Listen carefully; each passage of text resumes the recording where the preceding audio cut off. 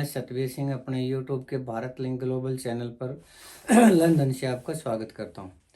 दोस्तों, आज मैंने वीडियो बनानी थी जनरल नरवणे की जो किताब है उसके ऊपर, क्योंकि अभी वो किताब छपी भी नहीं है, लेकिन उसके कुछ अंश ही लीक हुए हैं और उसमें सरकार और विपक्ष के बीच में काफ़ी बवाल मचा हुआ है। लेकिन उस किताब के बारे में अभी मेरी रिसर्च पूरी हो नहीं पाई, क्योंकि यहाँ लंदन का जो मौसम है वो सूट नहीं कर रहा है, इसलिए थोड़ी तबीयत डाउन हो रही है मेरी, ज़्यादा वो नहीं देख पाया मैं। क्योंकि यहाँ यही पता ही नहीं चलता कि कब धूप निकलती है, कब बरसात होती है, कब ठंडी हवा चलने लग जाती है। तो मौसम यहाँ का लंदन का थोड़ा सूट नहीं कर पा रहा है, तो इसलिए अब आज मैं किसी दूसरे टॉपिक पे वीडियो बना रहा हूँ। दोस्तों, आपने भिवानी की जो मनीषा है उसका तो सुना होगा ना, मनीषा मर्डर केस के बारे में। मनीषा मर्डर केस के बारे में दोस्तों मैं थोड़ा सा अपडेट देना चाहूँगा आपको। 11 अगस्त को उस बच्ची के साथ हादसा हुआ था और उसके बाद जब घर से गायब हुई मनीषा, तो उसके पिताजी जो संजय थे वो पुलिस के पास गए। लेकिन पुलिस के पास जब पुलिस ने उनके साथ, जैसे कि पुलिस की फितरत होती है, उसके साथ दुर्व्यवहार किया, क्योंकि वो एक गरीब आदमी था। और सिर्फ दुर्व्यवहार ही नहीं किया, बल्कि आगे मामले में भी लिपापोती बरती। वो तो जब खाप पंचायतें आई या लोग सड़कों पर उतरे, तब थोड़ा पुलिस की नींद टूटी और उसने जो कार्रवाई थी वो कार्रवाई की।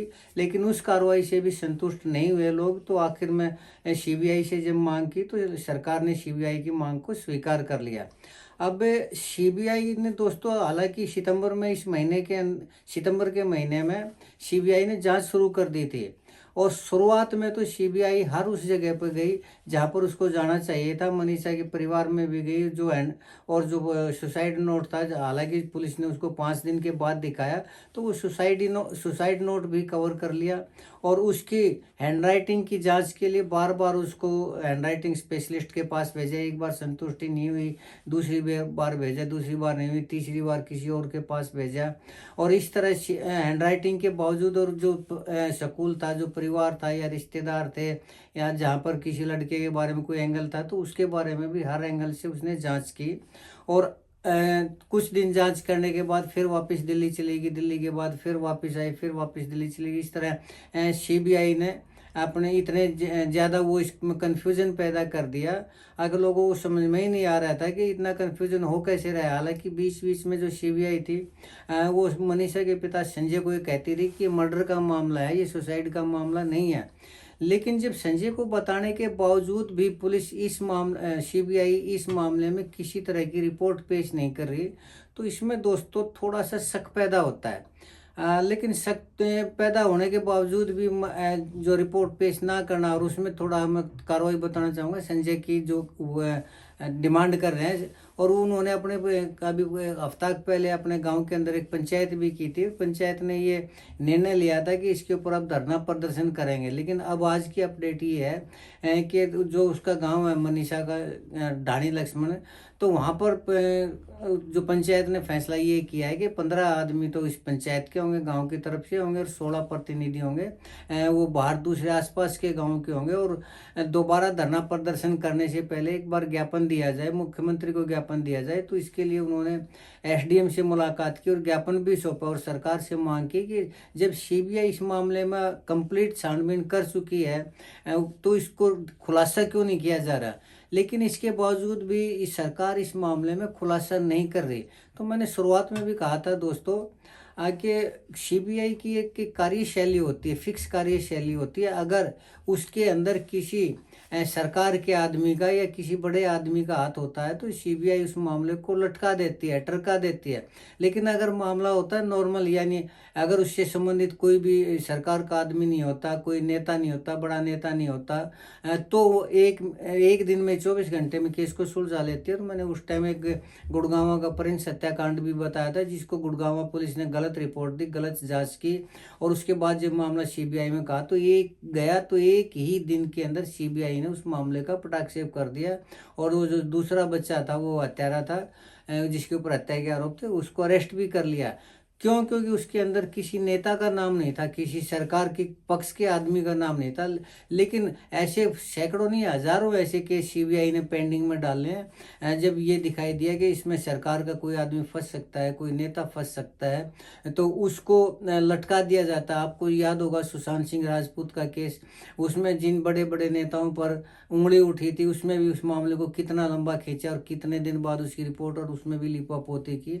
तो इस मामले में भी, मनीषा मर्डर केस में भी, जो सीबीआई लिपापोती करने लग रही है, उसको छुपाने लग रही है और रिपोर्ट को डिस्क्लोज नहीं कर रही, सरकार को नहीं सौंप रही, तो इसमें शक की सुई तो इसमें होती ही होती है दोस्तों। और इसमें संजय का एक बयान भी जरूर महत्वपूर्ण है कि सीबीआई से जब उसने 4 जनवरी को बात की तो उन्होंने कहा कि हमारी ट्रांसफर की जा रही है, यानी जांच अधिकारी की ट्रांसफर। तो अगर जांच अधिकारी की ट्रांसफर जांच को डिस्क्लोज करने से पहले अगर की जा रही है तो मामला जरूर इसमें पेचीदा है।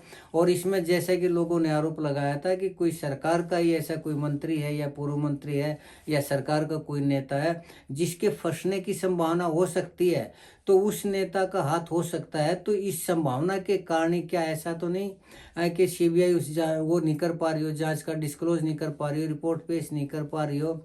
और इसमें उसकी जो ट्रांसफर की बात जो संजय कह रहा है कि उस अधिकारी ने मुझे बताया कि मुझे इस केस से हटाया जा रहा है, तो इसमें शक की सुई तो देखो दोस्तों सरकार के ऊपर जाती जाती है। अगर सरकार अपने किसी आदमी को बचाने लग रही है तो ये बहुत ही अनुचित बात है। जैसा कि मुख्यमंत्री ने कहा था कि हम इसमें दूध का दूध और पानी का पानी करेंगे, तो लोग इंतजार कर रहे हैं मुख्यमंत्री के दूध और पानी का पानी। लेकिन इसके विपरीत जो दूसरी परिस्थितियां दे रही है उसमें ये लग रहा है कि सरकार लोगों को गुमराह कर रही है। इधर तो ये कह रही है कि मनीषा मेरी बेटी है, मुख्यमंत्री नायब सैनी ने कहा था कि मनीषा मेरी बेटी है और मैं इसको मॉनिटर कर रहा हूँ कि इसको जल्दी से जल्दी हत्यारे का पता बता दिया जाएगा, हत्यारे को गिरफ्तार कर लिया जाएगा, कड़ी सजा दी जाएगी।